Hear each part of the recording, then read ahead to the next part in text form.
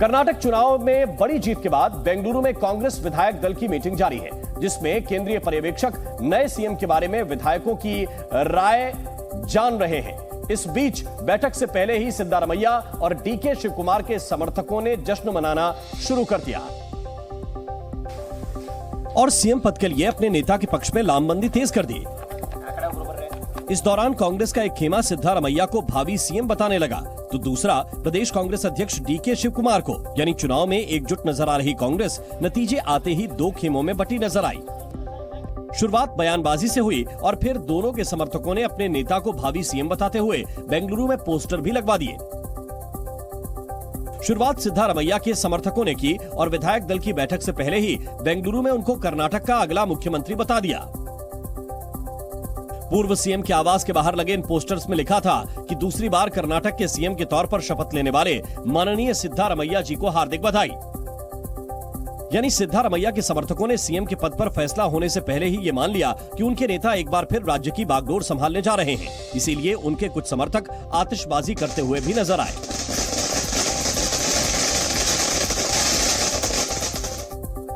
हालांकि सीएम पद के दूसरे दावेदार प्रदेश कांग्रेस अध्यक्ष डीके शिवकुमार के घर के बाहर भी सुबह से ही सरगर्मी देखी गई। इस दौरान उनके समर्थन में भी पोस्टर लगाए गए, जिसमें उन्हें राज्य का अगला सीएम बताया गया। डीके शिवकुमार का कल जन्मदिन भी है, इसलिए उन्हें शुभकामनाएं देने के लिए पोस्टर लगाए गए। हालांकि इन्हें देखकर ऐसा लगा कि शिवकुमार ही कर्नाटक के अगले सीएम होंगे। घर के बाहर इस तरह के कई एक पोस्टर्स लगाए गए हैं, जिसके अंदर में डीके शिवकुमार को उनके आने वाले जन्मदिन यानी 15 मई की शुभकामनाएं दी गई हैं और साथ ही के साथ उन्हें एक भावी मुख्यमंत्री के रूप में भी शुभकामना दी गई है। दरअसल पोस्टर में लिखा गया कि कर्नाटक के अगले सीएम के तौर पर शपथ लेने वाले माननीय डीके शिवकुमार जी को हार्दिक बधाई। इस बीच सुबह से ही डीके शिवकुमार के घर पर समर्थकों के पहुंचने का सिलसिला भी जारी रहा। जीत की बधाई देने के लिए समर्थक डीके शिवकुमार के घर पहुंचे। वो उन्हें भावी सीएम के तौर पर देख रहे थे। For the benefit of the party, he has worked and he has put a lot of hard work. बहुत तकलीफ उठा के बहुत लगातार उन्होंने काम किए। पोस्टर वॉर के बीच सिद्धारमैया ने अपने करीबी नेताओं के साथ बैठक भी की।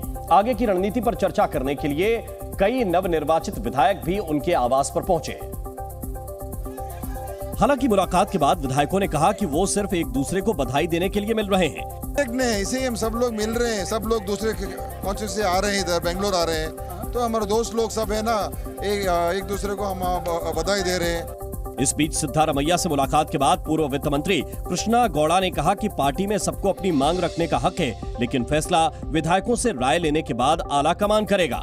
दोनों के घर पे पोस्टर लगाए, दोनों के समर्थक उनको मुख्यमंत्री बता रहे हैं। सिर्फ दो क्यों, और दो हो सकते हैं। सबको राइट्स है, मांगने का राइट्स है। तो लेजिस्लेचर पार्टी बैठेगा, हमारे पार्टी के वरिष्ठ नेता है, एआईसीसी के नेता है, उनके मार्गदर्शन में हम एक नतीजे पे पहुंचेंगे, एक डिसीजन लेंगे। एक गरीब परिवार में जन्म लेने वाले 75 साल के सिद्धारमैया कर्नाटक के मुख्यमंत्री पहले भी रह चुके हैं। 12 अगस्त 1948 को मैसूर जिले के सिद्धरामन हुंडी गांव में सिद्धारमैया का जन्म हुआ था। किसान परिवार में जन्म लेने वाले सिद्धारमैया 10 साल की उम्र तक औपचारिक पढ़ाई शुरू नहीं कर पाए, लेकिन बाद में उन्होंने पढ़ाई शुरू की और मैसूर विश्वविद्यालय से विज्ञान में स्नातक किया और फिर यहीं से कानून की शिक्षा भी प्राप्त की। 1980 के दशक से 2005 तक जनता परिवार के सदस्य रहे सिद्धारमैया कांग्रेस के धुर विरोधी रहे, लेकिन पूर्व प्रधानमंत्री एचडी देवगौड़ा की जनता दल एस से उन्हें निकाल दिया गया और इसके बाद वो सीधे कांग्रेस में शामिल हो गए। 1983 में पहली बार विधायक बने सिद्धारमैया। 1985 में कर्नाटक सरकार में मंत्री बने। 2004 में कांग्रेस जनता दल एस सरकार में वो पहली बार डिप्टी सीएम बनाए गए। कुरुबा समुदाय के बड़े नेता के तौर पर उभरने के बाद 2013 से 2018 तक वो राज्य के मुख्यमंत्री भी रहे और नास्तिक होने की वजह से उन्होंने पद और गोपनीयता की शपथ भी भगवान के बजाय सच्चाई के नाम पर ली थी। ये हैं सिद्धारमैया और उनका सफर। तो अब तक का सफर किस तरह का रहा ये हमने बताया। और क्या डीके शिवकुमार जब पहुंचे हैं, रवि आपने करीब से देखा होगा, गाड़ी में सवार थे, क्या उन तक भी ये इंफॉर्मेशन पहले दे दी गई होगी कि आपको डिप्टी सीएम के लिए राजी होना पड़ेगा?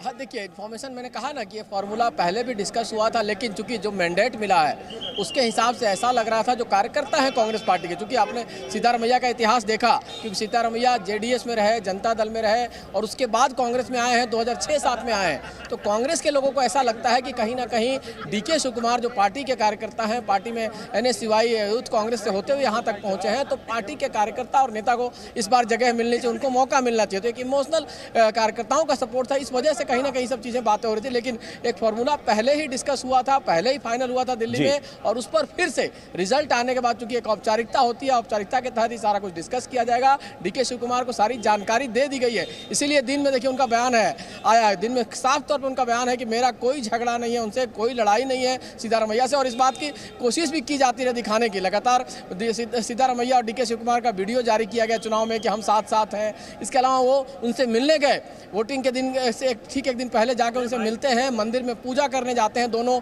डीके शिवकुमार और सीतारमैया जाके मंदिर में, वहाँ मैसूर में जाके पूजा करते हैं मंदिर में एक साथ। तो एक साथ रहने की कोशिश जो दिखाई गई है वो कांग्रेस के ऊपर के नेताओं की वजह से हुई है। यहाँ ये सामान्य तौर से कोई नेता नहीं कर सकता है। तो कांग्रेस जो आला कमान है, जो हाई कमान है, चाहे सोनिया गांधी हो, राहुल गांधी हो, प्रियंका गांधी हो, मल्लिकार्जुन खड़गे हो, इन सब ने मिलकर एक कोशिश की, और उसमें एक बड़ा रोल जो है रणदीप सुरजेवाला का भी है, जो इंचार्ज है और 2 साल से लगातार कर्नाटक में मौजूद है। बिल्कुल रवि, बहुत बहुत शुक्रिया, बहुत बहुत धन्यवाद आपका इस पूरे अपडेट के लिए। विधायक दल की बैठक चल रही है, उस पर नजर आप बनाए रखिए। लेकिन कर्नाटक में कांग्रेस की जीत के बाद कांग्रेस के जिस नेता की सबसे ज्यादा चर्चा है उनका नाम है डीके शिवकुमार।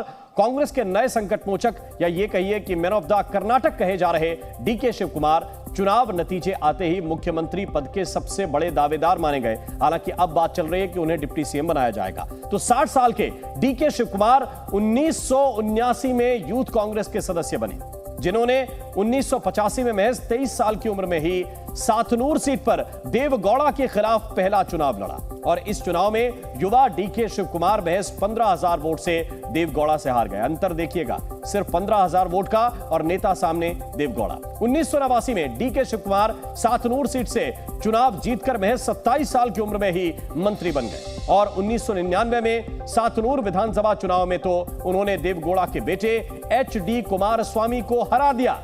इससे पहले 1990 में कांग्रेस ने उन्हें टिकट नहीं दिया, तो डीके शिवकुमार निर्दलीय मैदान में उतर गए और देवगौड़ा को हराकर उन्होंने सनसनी मचा दी। पहली बार चुनाव जीतने के बाद से आज तक डीके शिवकुमार कभी कोई चुनाव नहीं हारे। हालांकि 2019 में मनी लॉन्ड्रिंग और टैक्स चोरी के केस में उन्हें जेल भी जाना पड़ा था। चुनाव आयोग को दिए गए हलफनामे के मुताबिक डीके शिवकुमार की संपत्ति 1,413 करोड़ रुपए है, यानी कि अमीर व्यक्ति हैं, और साथ साथ काफी जनता के अंदर भी उनकी पकड़ है। जी न्यूज़।